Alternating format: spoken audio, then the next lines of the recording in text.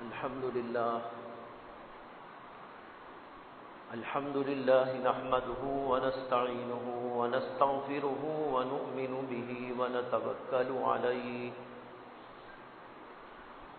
ونعوذ بالله من شرور أنفسنا ومن سيئات أعمالنا من يهده الله فلا مضل له ومن يضلله فلا هادي له ونشهد أن لا إله إلا الله وحده لا شريك له ونشهد أن سيدنا ومولانا محمدا عبده ورسوله صلى الله عليه وعلى آله وأصحابه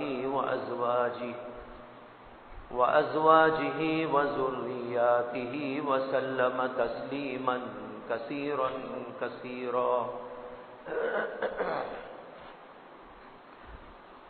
أما بعد فقد قال النبي صلى الله عليه وسلم الظلم ظلمات يوم القيامة أو كما قال صلى الله عليه وسلم.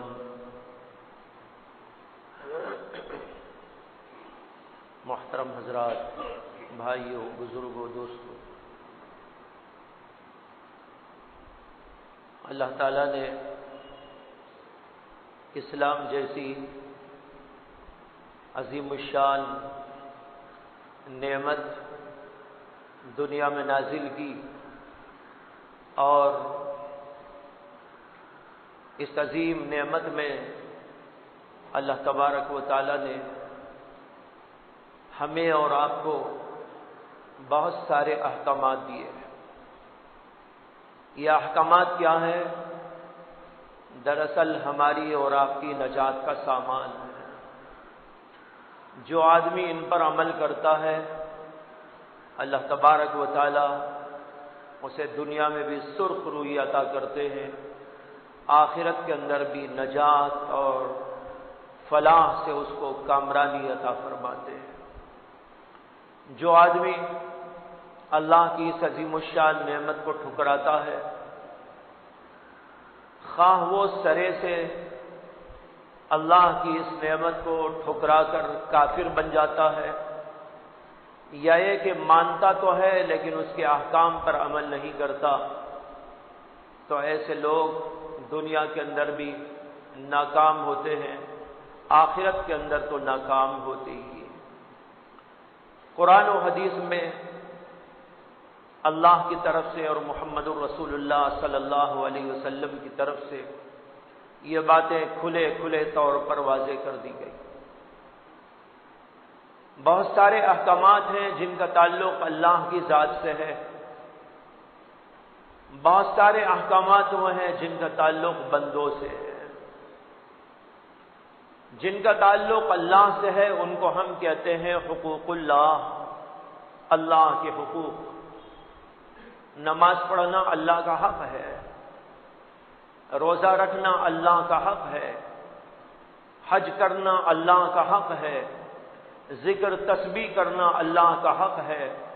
اسی طرح بہت سارے احکامات ہیں جن کا تعلق اللہ کی ذات سے ہے.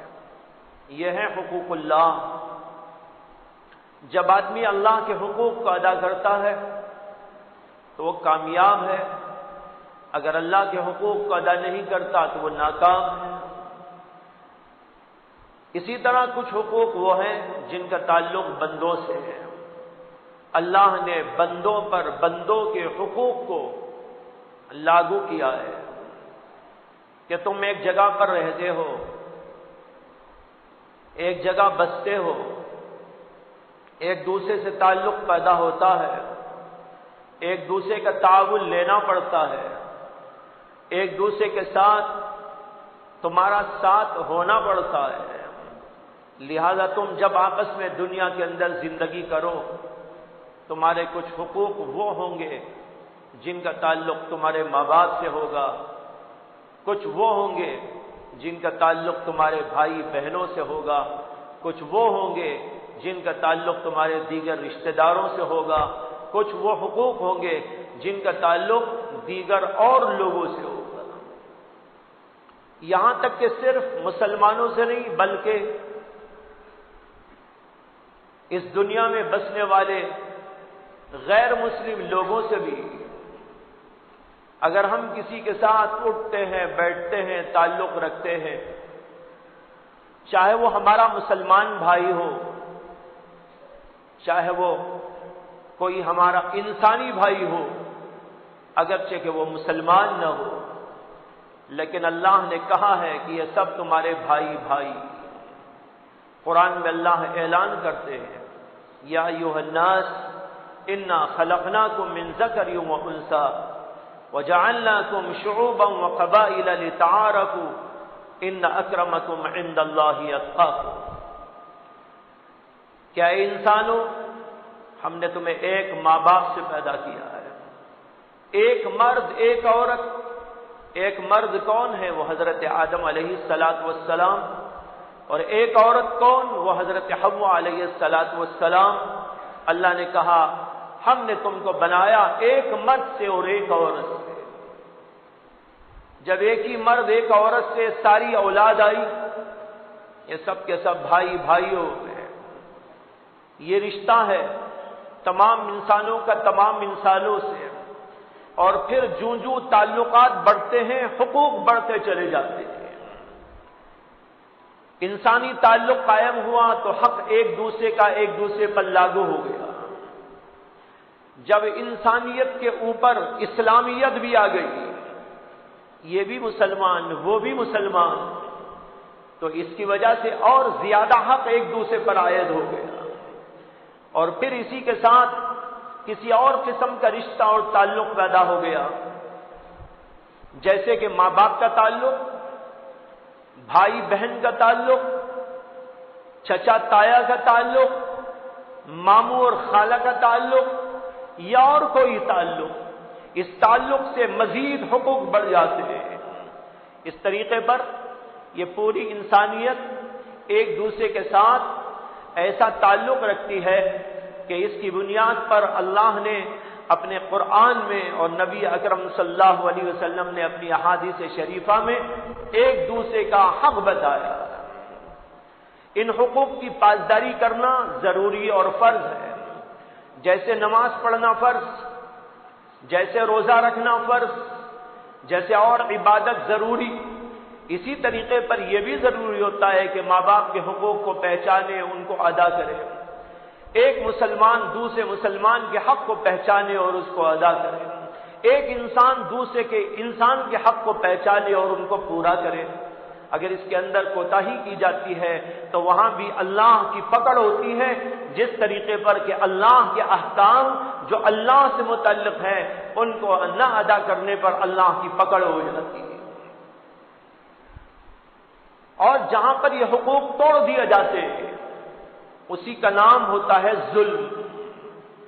اگر اللہ کا حق ادا نہ کیا، یہ اللہ کی ذات کے بارے میں اور اللہ کی صفات کے بارے میں اور اللہ کے حقوق کے بارے میں ظلم کرنا ہوگا۔ اگر آدمی نماز نہیں پڑھتا وہ ظلم کر رہا ہے، اگر آدمی زکوٰۃ نہیں دیتا وہ ظلم کر رہا ہے، اگر آدمی حج نہیں کرتا وہ ظلم کر رہا ہے۔ اسی طریقے پر اگر بندوں کے حقوق کو ضائع کر دیا جائے تو اس کا نام بھی ظلم ہے۔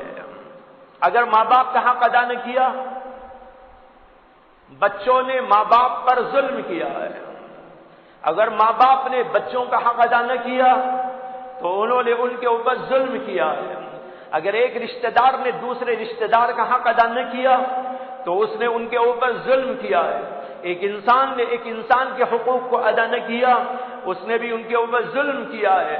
ظلم یہ ہے کہ حقوق کو توڑ دیا جائے، حقوق کو تلف کر دیا جائے، حقوق کو پاش پاش کر دیا جائے اور ان کو ادا نہ کیا جائے، اس کو اسلام میں ظلم کہا جاتا ہے۔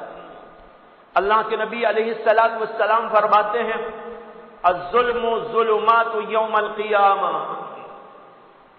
ظلم قیامت کے دن اندھیریوں کی شکل میں آئے گا۔ وہاں اندھیرا ہی اندھیرا ہوگا، وہ اس کا ظلم اس کو اندھیریوں کی شکل میں پیش کیا جائے گا، گویا کہ اس اندھیری میں اس کو لپیٹا جائے. یہ ظلم کی سزا ہے جو اللہ کے نبی علیہ السلام نے بیان فرمائی. کوئی بھی انسان کسی کے حق کے اندر ظلم نہیں کر سکتا. ظلم کی بہت سی شکلیں ہیں. ایک حدیث میں آتا ہے اللہ کے نبی علیہ السلام نے ارشاد فرمایا، اور یہ ارشاد اس وقت ہوا اللہ کے نبی علیہ السلام کا کہ آپ حجۃ الوداع میں تھے، اور حجۃ الوداع کے موقع پر 1,00,000 سے زیادہ صحابہ آپ کے سامنے موجود تھے، اور عرفے کا دن تھا، اور عرفے کے میدان میں اللہ کے نبی علیہ السلام نے ارشاد فرمایا. پہلے تو صحابہ سے پوچھا، بتاؤ آج کون سا دن ہے؟ صحابہ کرام نے تھوڑی دیر کے لیے خاموشی اختیار کی اور یہ سوچنے لگے کہ شاید اللہ کے نبی علیہ السلام اس دن کا نام بدل دینا چاہتے ہو. وہ تھا عرفے کا دن. صحابہ خاموش. اللہ کے نبی علیہ السلام نے فرمایا، کیا یہ عرفے کا دن نہیں ہے؟ صحابہ نے کہا، جی اللہ کے رسول، آج عرفے کا دن ہے. اللہ کے نبی صلی اللہ علیہ وسلم نے فرمایا، یہ کون سا مہینہ ہے؟ صحابہ پھر خاموش. اللہ کے نبی نے فرمایا، کیا یہ ذی الحجہ کا مہینہ نہیں ہے؟ لوگوں نے کہا، اللہ کے رسول، ہاں یہ ذی الحجہ کا مہینہ ہے. آپ نے کہا، یہ کون سا شہر ہے؟ صحابہ خاموش ہیں. اللہ کے نبی پوچھتے ہیں، کیا یہ مکہ المکرمہ اور مقدس دیار نہیں ہے؟ صحابہ کہتے ہیں کہ ہاں اللہ کے رسول، یہ مقدس جگہ ہے. اس پر اللہ کے نبی علیہ السلام نے فرمایا، ان دماءکم واموالکم واعراضکم بینکم حرام کحرمت یومکم ھذا وشہرکم ھذا فی شہرکم ھذا فی بلدکم ھذا. اللہ کے نبی علیہ السلام نے فرمایا، یاد رکھو کہ تمہارے خون یعنی تمہاری جانیں ایک دوسرے کے لیے اور تمہارے مال ایک دوسرے کے حق میں اور تمہاری عزتیں یہ ایک دوسرے کے حق میں اسی طرح حرام ہیں جیسے کہ آج کے اس مقدس شہر میں اور اس مقدس مہینے میں آج کے دن کی حرمت ہے. جیسے اس کی حرمت کو پامال نہیں کیا جا سکتا، کسی مسلمان کی عزت کو پامال نہیں کیا جا سکتا، کسی کے مال کو پامال نہیں کیا جا سکتا، کسی کے خون کو رائے گاں نہیں کیا جا سکتا. اگر کسی آدمی نے کسی کے خون کو رائے گاں کیا، کسی کے مال کو رائے گاں کیا اور کسی کی عزت کو لوٹا تو اسی طرح مجرم ہوگا جیسے کہ اس مقدس شہر کے اندر کوئی آدمی کسی کو جو ہے برا بھلا کہنے لگے اور اسی طرح کوئی غلط کام کرنے لگے. جیسے غلط اسی طریقے پر ساری دنیا کے مسلمان ایک دوسرے کے لیے جان کے اعتبار سے، مال کے اعتبار سے، عزت اور آبرو کے اعتبار سے ایک دوسرے کے لیے محترم قرار دیے گئے ہیں. ان کے اندر کوئی رخنا نہیں پیدا کیا جا سکتا. اس حدیث سے معلوم ہوتا ہے کہ کچھ حقوق کا تعلق انسان کی ذات سے ہے اور کچھ حقوق وہ ہیں جو مال سے متعلق ہے، کچھ حقوق وہ ہیں جو عزت اور آبرو سے متعلق ہے. اللہ کے نبی علیہ السلام نے اس میں اشارہ دیا، یہ حقوق ہیں، جانی حقوق بھی ہوتے ہیں، مالی حقوق بھی ہوتے ہیں، اسی طرح عزت اور آبرو کا بھی حق ہوتا ہے. ان میں سے کسی چیز کو کوئی انسان، کوئی مسلمان پامال نہیں کر سکتا. اگر کوئی کسی کے بھی اس حق کو پامال کرتا ہے اللہ کے ہاں مجرم قرار پاتا ہے. ایک حدیث میں آتا ہے اللہ کے نبی علیہ السلام نے فرمایا، حضرات صحابہ کرام کا مجمع تھا، آپ نے صحابہ سے پوچھا، اتدرون من المفلس؟ لوگوں کیا تم جانتے ہو کہ مفلس کس کو کہتے؟ صحابہ نے کہا، مفلس وہ ہوتا ہے من لا درہم لہ ولا دینار، جس کے پاس درہم نہ ہو، جس کے پاس دینار نہ ہو، یعنی مال نہ ہو، پیسہ نہ ہو، فقیر ہو، اس کو مفلس کہا جاتا ہے. اللہ کے نبی علیہ السلام نے فرمایا کہ نہیں، میری امت کا مفلس وہ ہے جو قیامت کے دن آئے گا۔ کیسے آئے گا؟ یاتی بصلاۃ وزکاۃ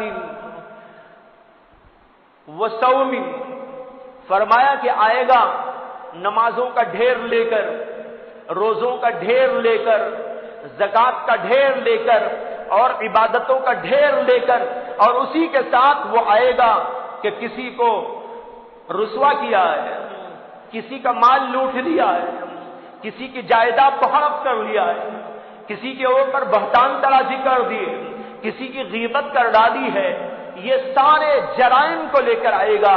ایک طرف نماز و روزہ، حج و زکات، عمرے اور مختلف قسم کی عبادتوں کا انبار، اور اسی کے ساتھ ساتھ اس کے پاس یہ بھی ہوگا کہ کسی کو ذلیل کیا ہوگا، کسی کا مال لوٹ لیا ہوگا، کسی کی جائیداد کو دبا لیا ہوگا، کسی کے ساتھ بدسلوکی کر دی ہوگی، مختلف قسم کے قبیح افعال و شنیع افعال کو لے کے آئے گا۔ اللہ تبارک و تعالیٰ کے پاس اس وقت میں وہ لوگ آ کر کھڑے ہو جائیں گے جن کا اس نے جرم کیا ہے، مال لوٹ لیا تھا، وہ لوگ قیامت کے میدان میں آئیں گے۔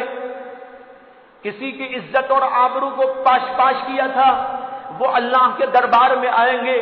کسی کی غیبت کی تھی، وہ اللہ کے دربار میں آئیں گے، اور کسی کا کچھ کیا تھا، وہ سب لوگ وہاں پر جمع ہوں گے اور اللہ سے مطالبہ کریں گے، اے اللہ، اس نے ہمارے ساتھ ایسا اور ایسا کیا تھا، آج ہم چاہتے ہیں کہ آپ ہمارا بدلہ اس سے نکال کے دے۔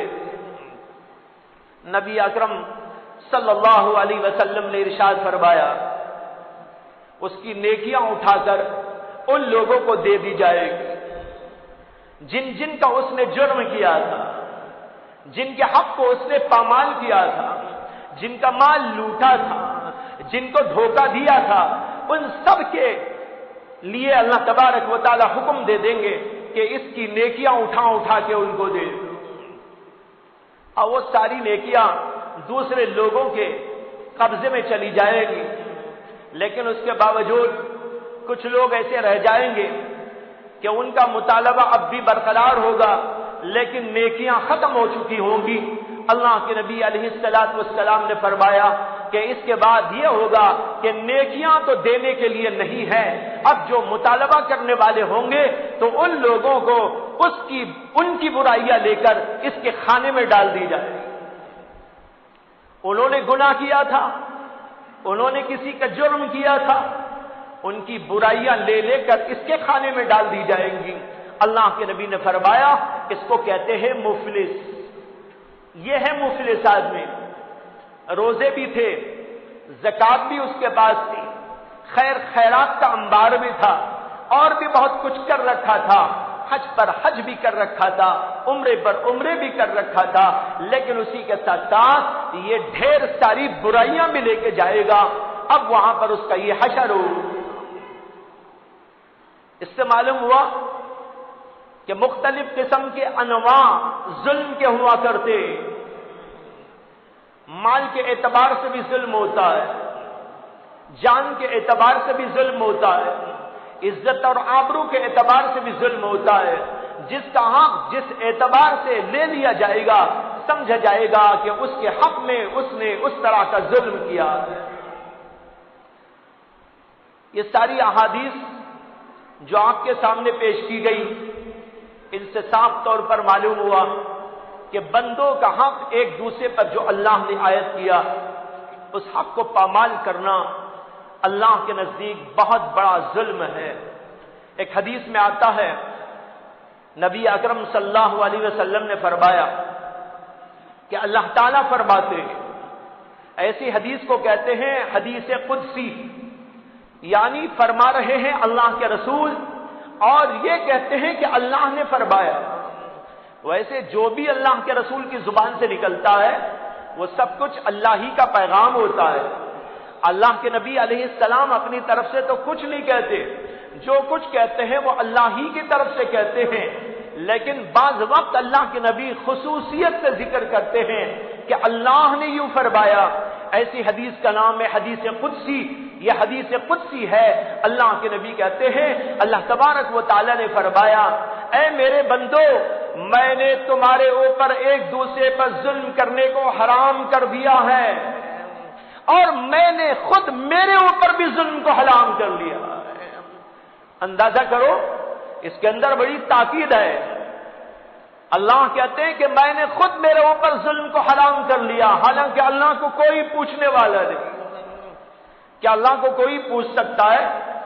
اللہ جو بھی کرے سب روا ہے، جو وہ چاہتا ہے کرتا ہے، اس کو کوئی پوچھنے والا نہیں، اس سے کوئی بڑا نہیں، اس سے کوئی اوپر نہیں، اس کو کوئی پوچھنے والا نہیں۔ لیکن اللہ کہتے ہیں میں نے خود اپنے اوپر ظلم کو حرام کر لیا، اور سن لو کہ تمہارے اوپر بھی ایک دوسرے پر ظلم کرنا حرام کر دیا گیا ہے۔ لہذا کسی کا مال دبا لینا، چوری کر لینا، ڈاکہ ڈال دینا، اور جو ہے جھوٹ موٹ بول کر لے لینا، یا اور کسی طرح سے کسی کے مال کو نقصان پہنچانا، کسی کے جان کو نقصان پہنچانا، کسی کی عزت اور آبرو کو نقصان پہنچانا، یہ بدترین قسم کا ظلم ہے۔ اللہ نے بندوں کے اوپر اس کو حرام قرار دے دیا۔ لیکن آج کی دنیا میں ظلم کا بازار بہت زیادہ گرم ہے، ہر جگہ پر ظلم کی فضا نظر آتی ہے۔ بہت سارے ممالک کے اندر انسانوں کو قتل کر دیا جا رہا ہے، ایک کو، دو کو، اکے کو، دکے گولی، بلکہ جماعتوں کی جماعتوں کو، شہروں کے شہروں کو تباہ کر دیا جا رہا ہے۔ کتنا بڑا ظلم ہے جو خود انسان پہ کر رہے ہیں۔ عجیب بات تو یہ ہے کہ انسان پہ ظلم کرتا جا رہا ہے، جبکہ انسان اشرف المخلوقات ہے۔ اللہ نے اس کو اشرف المخلوقات بنایا اور بڑا اونچا مقام اس کو عطا فرمایا، فرشتوں میں اس کو معزز قرار دیا، فرشتوں کا مسجود اس کو قرار دیا گیا، لیکن اس کے باوجود انسان ظلم کرنے پر، انسان برائیوں کے کرنے پر، معاصی کے کرنے پر تلا ہوا ہے۔ ہر جگہ پر ظلم کی فضا نظر آ رہی ہے۔ حالانکہ دنیا میں بہت سے درندے بھی ہیں جن کا مزاج ہی خونخارانہ ہے، جن کا مزاج یہ ہے کہ دوسرے کو مارو، دوسرے کا خون چوس لو، دوسرے کو تباہ کر ڈالو، لیکن اس کے باوجود آپ نے نہیں دیکھا ہوگا کہ انسان جیسا منظم سازش کر کے ظلم کرنے والی کوئی مخلوق، یہ مخلوق اشرف المخلوقات قرار دی گئی، لیکن اس کے باوجود کام وہ کر رہے ہیں جو ارذل المخلوقات کے کرنے کا تھا۔ شیر اور ہاتھی اور باغ، ریچھ اور مختلف قسم کے درندے جو جنگلات کے اندر بستے ہیں، وہ ایک دوسرے کو مارتے ہیں، ایک دوسرے کا خون پی لیتے ہیں، ایک دوسرے کا گوشت کھا لیتے ہیں، لیکن اس کے باوجود آپ نے کہیں ایسا نہیں پڑھا ہوگا، کہیں آپ نے ایسا نہیں سنا ہوگا، کوئی خبر آپ کو ایسی نہیں ملی ہوگی کہ شیروں نے کوئی پارٹی بنائی ہو اور شیروں نے کوئی اپنا جوڑ ایسا کیا ہو کہ ہم سارے شیروں کو تباہ کر ڈالیں گے۔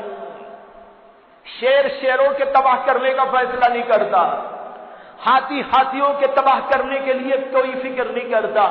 اسی طرح دیگر جانور اپنے ہی جنس کے جانوروں پر تباہی کرنے اور اپنے جنس ہی کے جانوروں کو مارنے اور توڑنے کا پروگرام نہیں بناتے۔ اتفاق سے تو ایسے حادثات ان سے ہوتے ہیں، لیکن انسان اشرف المخلوقات ہونے کے باوجود ظلم کی فضا ایسی قائم کرتا جا رہا ہے کہ خود انسان کا دشمن ہو گیا، خون کا دشمن، اس کی جان کا دشمن، ہر وقت اسی کی فکر میں ہے تباہی کیسے لائی جائے، غارت گری کیسے قائم کی جائے، ملکوں کو کیسے تباہ کیا جائے، انسانوں کو کیسے ختم کیا جائے، اس کے لیے کیسے ہتھیار تلاش کیے جائے، کیسے ہتھیار اس کے لیے بنائے جائے، کہاں سے اس کے لیے جمع کیا جائے، اور کس طریقے پر ملکوں کو تباہ کر دیا جائے۔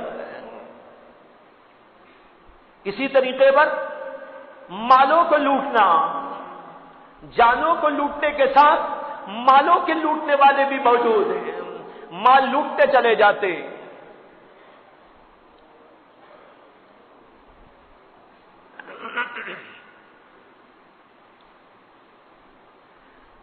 جان لوٹنے والے، جانوں کو تباہ کرنے والے، ملکوں کو برباد کرنے والے اپنی جگہ پر کام کر رہے ہیں، اور کچھ لوگوں کا مشن یہ ہے، مالوں کی طرف دیکھتے ہیں، ڈاکو ہیں، چور ہیں اور مختلف قسم کے لوگ وہ مالوں کی طرف نظر رکھتے ہیں، ان کا مطمح نظر مال کو حاصل کیا جائے، مال کو لوٹ لیا جائے، اس کی ترکیبیں بنائی جائے، اس کے لیے کچھ طریقے ایجاد کیے جائیں، نئے نئے انداز، نئے نئے حربے تلاش کیے جائیں اور لوگوں کا مال لوٹ لوٹ کر ختم کر دیا جائے۔ کچھ لوگ تو وہ ہوتے ہیں جو انفرادی طور پر کچھ اس طرح کی حرکتیں کرتے ہیں۔ زید نے بکر کو مار لیا، زید نے بکر کا مال لے لیا، زید نے بکر کے لیے فلاں اور فلاں غلط قسم کا کام کر دیا، لیکن کچھ لوگ وہ ہوتے ہیں جو ملت کو تباہ کر دیتے ہیں، ملی اعتبار سے ان کو کھوکھلا بنانے کی کوشش کرتے ہیں، کوئی جان کے اعتبار سے لگا ہے تو کوئی مال کے اعتبار سے لگا ہے، اور تیسری چیز جو ہے وہ عزت اور آبرو کے اعتبار سے تباہی و غارت گری ہوتی ہے کہ لوگوں کی عزتوں کو لوٹ لیا جائے۔ آج ساری دنیا کے اندر مسلمانوں کے خلاف جو سازشیں رچی جا رہی ہیں، ان میں ان کے جانوں پر حملے بھی ہیں، ان کے مال پر حملہ بھی ہے، ان کی عزت اور آبرو پر بھی حملہ ہے، اور اس کے لیے کچھ لوگوں کو ہم میں سے تلاش بھی کر لیتے ہیں، اور ہم میں ہی کے کچھ لوگ ہم ہی کو مار دیتے ہیں، ہم ہی کو غارت کر دیتے ہیں، ہم ہی کو برباد کر دیتے ہیں۔ اس طرح کے واقعات تاریخ کے اندر بار بار دہرائے جاتے رہتے ہیں۔ بھائیوں، کہنے کا حاصل یہ ہے کہ ہمیں اور آپ کو، جو ہم اللہ کے قانون کے پابند ہیں، اللہ کے رسول کے قانون کے پابند ہیں، اور شریعت مصطفیہ اور قرآن کریم کے احکام کے ہم پابند ہیں، تو ہمیں چاہیے کہ ان چیزوں کے اوپر ہماری نگاہ ہو کہ ہماری طرف سے کسی کا کوئی جانی نقصان نہ ہو، کسی کا مالی نقصان نہ ہو، کسی کی آرزو کسی کی جو ہے عزت اور آبرو کا کوئی نقصان نہ ہو۔ یہ ہمارے اوپر ایک دوسرے پر حق رکھا گیا ہے کہ اس کے اندر کسی قسم کی کوتاہی نہ ہونی چاہیے، لیکن اس کے باوجود جو حالات امت مسلمہ پر پیش آ رہے ہیں، اس سے معلوم ہوتا ہے انفرادی طور پر بھی ہم اس کے اندر ناکام ہیں، اجتماعی طور پر بھی ہم اس کے سلسلے میں ناکام ہوتے جا رہے ہیں۔ کچھ لوگ تو انفرادی طور پر دیکھے، ہر آدمی اپنے اپنے گربان میں جھانک کر دیکھ لے کہ میں کہاں تک ان حقوق کی پاسداری کرتا ہوں، میں کہاں تک ان حقوق کو ادا کرنے کے سلسلے میں کھڑا اترتا ہوں۔ لوگوں کی غیبت کر دیتے، چغلیاں کھاتے پھرتے، الزام تراشیاں کرتے، کوئی مال لے لیتا ہے، کوئی کسی کی جائیداد پر قبضہ کر لیتا ہے، اپنے بھائی کے ساتھ دشمنی اور عداوت مول لے لیتا ہے، کسی کا روپیہ ہڑپ کر کے لے کے چلا جاتا ہے۔ یہ ساری چیزیں انفرادی طور پر بھی آج لوگوں کے درمیان میں بڑی کثرت کے ساتھ میں واقع ہوتی جا رہی ہے۔ گھر گھر میں ایسے واقعات ہیں، بھائی کے سلسلے میں، بہن کے سلسلے میں، ایک رشتہ دار دوسرے رشتہ دار کے سلسلے میں، ایک پڑوسی دوسرے پڑوسی کے سلسلے میں، ایک مسلمان دوسرے مسلمان کے سلسلے میں، اس کے اندر کھانا آپ کو نہیں ملتا، اس لیے کہ ہر جگہ پر ایسے واقعات معلوم ہوتے ہیں کہ ایک دوسرے کے خلاف کچھ نہ کچھ ہوتا جا رہا ہے۔ ہمیں اپنے طور سے غور کرنا ہے کہ میری طرف سے کسی کا جان، کسی کا مال، کسی کی عزت اور آبرو پاش تو نہیں ہو رہی ہے، میں نے کسی کا کوئی حق تو تلف نہیں کر دیا ہے، اور اس کا وبال بہت سخت ہے۔ جو لوگ اس طرح کی حرکتیں کرتے ہیں، خواہ وہ کمپنیاں بنا کر کریں، بغیر کمپنیاں بنا کر کریں، سب کے لیے سوچنے کی اور سب کے لیے اس سلسلے میں غور و فکر کی ضرورت ہے کہ ہم اس طرح کی کوئی بھی حرکت اور کوئی بھی انسان، کوئی بھی مسلمان کرتا ہے تو وہ بچ کے کہیں نہیں جا سکتا۔ بعض لوگ کہیں بھاگ جاتے ہیں تو سمجھتے ہیں کہ ہم بچ گئے، لیکن اللہ کی پکڑ سے کوئی بچنے والا نہیں۔ ہو سکتا ہے انسانوں کی پکڑ سے بچ جائے، ہو سکتا ہے حکومت کی پکڑ سے بچ جائے، ہو سکتا ہے دنیا کے قانون کے اعتبار سے بچ جائے، ہو سکتا ہے کہ قانون کو بھی دھوکہ دے ڈالے، ہو سکتا ہے کہ قانون کو بھی خریدنے کی کوشش کر ڈالے، ہو سکتا ہے کہ عدالت کے قاضیوں کو بھی خریدنے کی کوشش کر ڈالے، لیکن اللہ کے قانون سے بچنے والا کوئی نہیں۔ اللہ کا قانون اٹل ہے، اللہ نے اسی لیے آخرت کو رکھا ہے۔ یہاں پر اس نقطے پر غور کریں بھائیوں، ہم کو اور آپ کو اللہ پر یقین ہے، اللہ کے رسول پر یقین ہے، تو وہیں پر ہم کو اور آپ کو آخرت پر بھی یقین ہے۔ یہ جو ہم آخرت کا عقیدہ رکھتے ہیں، اس عقیدے کا حاصل کیا ہے؟ آپ دنیا میں دیکھتے ہیں بہت سارے مجرم دنیا کے قانون سے بچ کے چلے جاتے ہیں، انسانوں کے ہاتھوں سے بچ کے نکل جاتے ہیں۔ بہت سارے مجرم، بہت سارے ظالم، بہت سارے غلط کار، بہت سارے فاسق اور فاجر دنیا کے قوانین سے بچ کے نکل جاتے ہیں، لیکن ایک زمانہ آئے گا جب دنیا ختم ہو جائے گی اور آخرت قائم ہو جائے گی، وہاں پر ہر آدمی موجود ہوگا، چھوٹا ہو کہ بڑا ہو، اچھا ہو کہ برا ہو، مرد ہو کہ عورت ہو، پرانا ہو کہ قدیم، پرانا ہو کہ نیا ہو، سب وہاں پر موجود ہوں گے۔ اللہ کے دربار میں حاضری ہوگی اور وہاں پر حساب و کتاب کا مرحلہ پیش آئے گا۔ وہاں سے بچ کر نکلنا کسی کے لیے بس کی بات نہیں۔ وہاں پر انسان کہے گا این المفر، ارے بھاگنے کی جگہ کہاں؟ لیکن کوئی جگہ نہ ملے گی، بھاگنے کا کوئی راستہ نہ ہوگا، کسی کو چکما دے کے جا نہ سکے گا۔ یہ اللہ کا قانون ہے۔ یہاں پر سمجھنے کی بات جو میں آپ کو سمجھانا چاہتا ہوں وہ یہ ہے کہ ہمارا جو آخرت پر یقین ہے وہ اس لیے ہے کہ ہم کو یہ سمجھایا گیا اس عقیدے میں کہ دنیا کے اندر ظلم ہوتا ہے اور دنیا میں بعض ظالم بچ کے نکل جاتے ہیں، لیکن تم کو یقین رکھنا ہے ہر ایک اچھائی کا اور برائی کا بدلہ آخرت میں ملنے والا ہے۔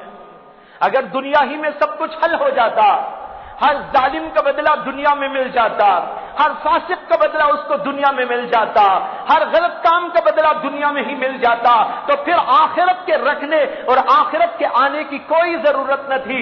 اللہ نے آخرت کو رکھ کر ہم کو اور آپ کو سمجھایا ہے کہ دنیا کے اندر ظلم کرنے والے ہو سکتے ہیں کہ بچ کے نکل جائے، لیکن یاد رکھو قیامت آئے گی، وہاں قیامت میں جج کوئی نہ ہوگا، وہاں خدا جج ہوگا،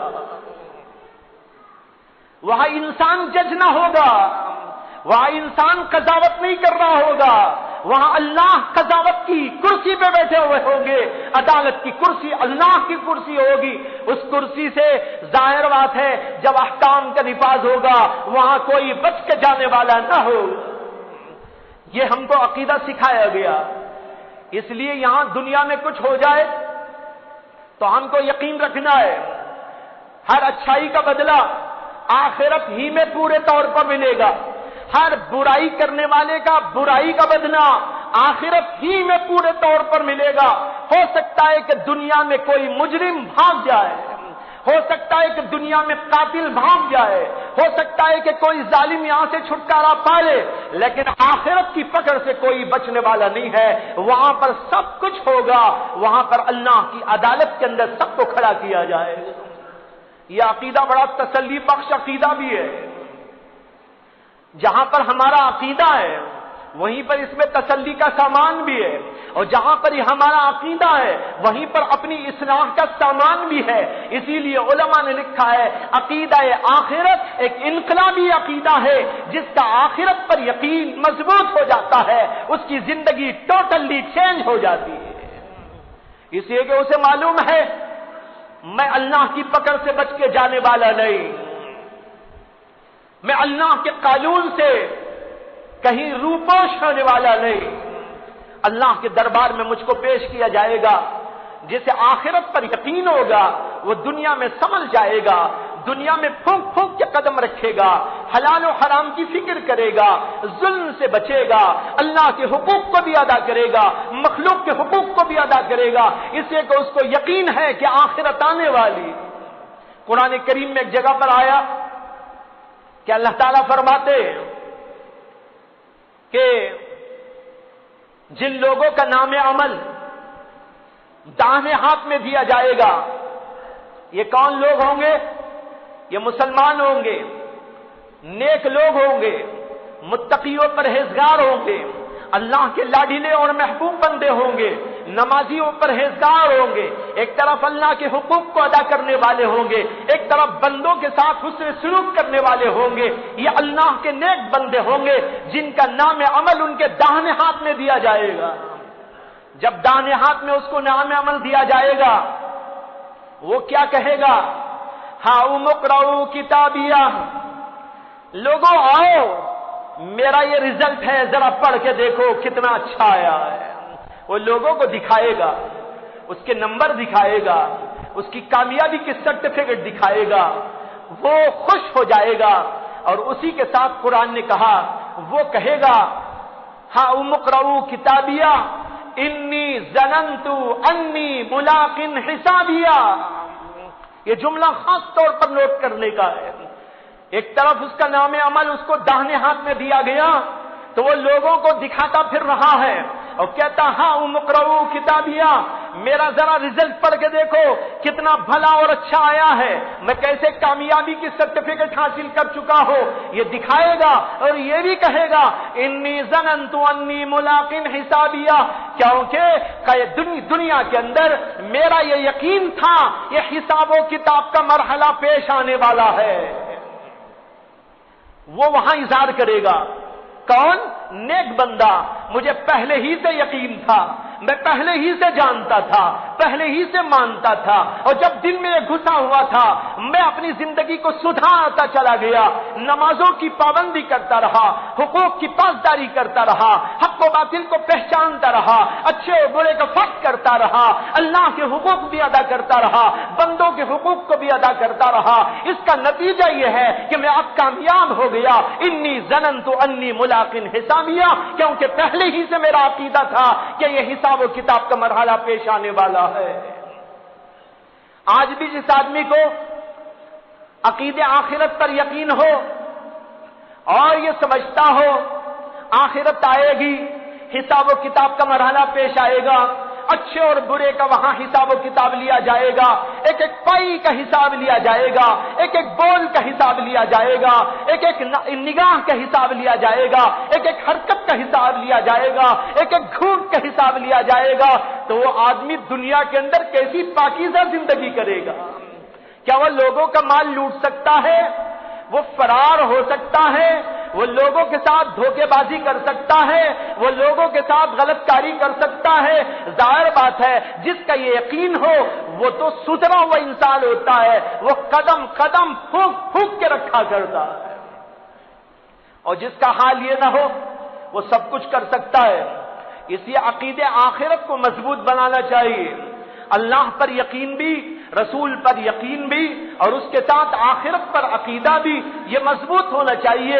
जब ये अकीदा मजबूत होगा वो समझेगा दुनिया में भी हिसाब व किताब हो सकता है, आखिरत के अंदर भी हिसाब व किताब होता है, वहां तो होता ही है, उसके अंदर तो कोई शक व शुबा नहीं। बसा औकात जालिमों को अल्लाह दुनिया ही में उनके जुल्म का बदला दे देते।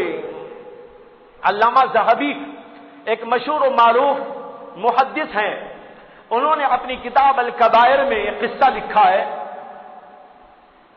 एक आदमी कहता है कि मैं जा रहा था, एक आदमी के पास से गुजर हुआ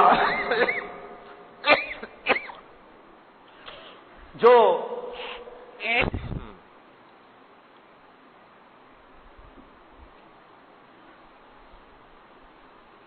एक आदमी के पास से गुजर हुआ जो किसी समंदर के किनारे बैठकर मछली का शिकार कर रहा था। उसने एक मछली पकड़ी, बड़ी जबरदस्त, बड़ी भारी भरकम, बहुत बड़ी लंबी। वो मछली मुझको पसंद आई। मैंने उससे कहा कि मछली मुझको दे दे। वो आदमी कहने लगा कि मैं मछेरा हूं, मछलियां पकड़ता हूं, व्यापार करता हूं, जो कुछ की आमदनी होती है उसी से अपने बच्चों का गुजर बसर करता हूं, मैं तुमको कैसे दे दूं? ये मछली मुझे अल्लाह ने दे दी और शिकार में मुझको मिल गई, अब ये ले जाऊंगा, अच्छी कीमत पर बेचूंगा اور میرے بچوں کا گزر بسر اس پہ کروں؟ وہ آدمی کہتا ہے کہ میں نے اس کو زور سے دھکا دیا اور وہ ایک طرف کو جا کے پڑا، میں نے اس سے مچھلی چھین لی اور سیدھے اپنے گھر گیا۔